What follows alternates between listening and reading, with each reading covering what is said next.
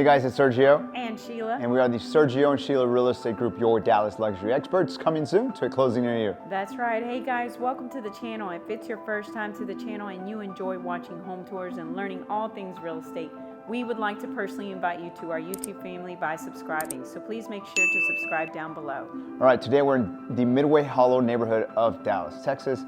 We're a quick 10-minute drive to Galleria Mall, 10 minutes from Love Field Airport, and 15 minutes from downtown Dallas. With that being said, Sheila, give us more information about this one. Yes, this is built in 2024 by the Avant Group. It's a 5-bedroom, 5.2 baths. It's a 2-car garage. It's 4,483 square feet. It's currently listed at $1,825,000, which is $407 price per square foot, and it's sitting on a 0.19 acre lot, which is roughly 8,100 square feet. Awesome. Well, I can't wait to show you this really cool modern house. With that being said, we want to remind you guys, if you're looking to buy or sell here in the Dallas area, you want to partner with true luxury agents with over 10 years experience. Well, that is Sheila and I.